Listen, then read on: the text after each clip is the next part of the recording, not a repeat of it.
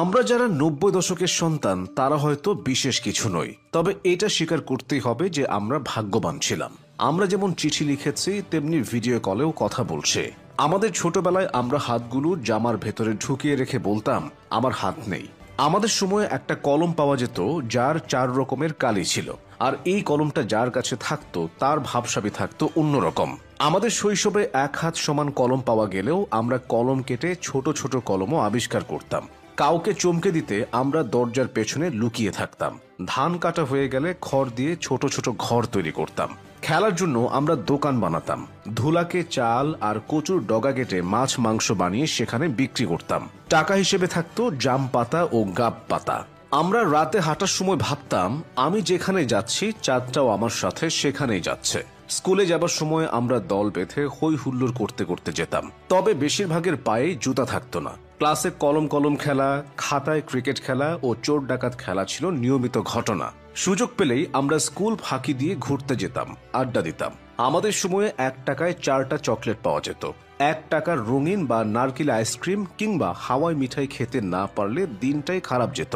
আকাশ দিয়ে প্লেন বা হেলিকপ্টার গেলে আমরা সবাই দৌড়ে খোলা জায়গায় জড়ো হয়ে আকাশের দিকে তাকিয়ে থাকতাম। স্কুল ছুটি হলে দৌড়ে বাসায় আসতাম মিনা কার্টুন সিসিমপুর দেখব বলে। শুক্রবার দুপুর ৩টা থেকে অপেক্ষা করতাম কখন বিটিভিতে সিনেমা শুরু হবে।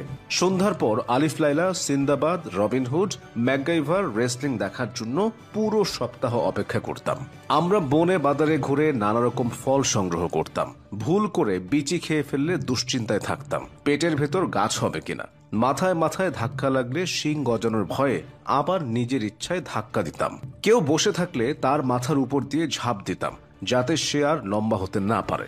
বিকালে কুতকুত, কানামাছি, গোল্লাছুট, বৌছি, হাডুডু, কাবাডি এক্কাদুক্কা না খেললে মনে হতো বিকালটাই মাটি হয়ে গেছে। আমরা টায়ার চালিয়ে আনন্দ পেতাম। কেউ একবার কোনো কিছু খেতে দিলে আরো একবার চেয়ে বসতাম, না দিলে বলতাম পানিতে পড়ে যাবে। বাঁশের কঞ্চি দিয়ে তীর ধনুক বানাতাম পাখি শিকার করার জন্য। বৈশাখী ঝড়ে বাগানে আম কুড়াতে যেতাম, আর বিজলি চমকালেই দৌড়ে বাসায় চলে আসতাম। দল বেঁধে পুকুরে খালে ঝাঁপ দিতাম। কেউ ডাল, কেউ চাল, কেউ ডিম, কেউ পেঁয়াজ, কেউ রসুন এনে একসাথে চড়ুই ভাতি করতাম।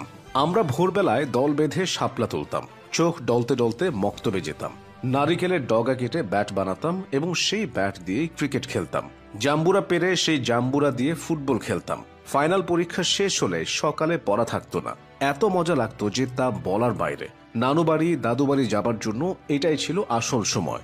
আমাদের সময় শীতকালটা খুব কালারফুল ছিল, তবে ডিসেম্বরের ৩১ তারিখ যতই এগিয়ে আসতো ততই ভয় লাগতো, কেননা স্কুল খুললেই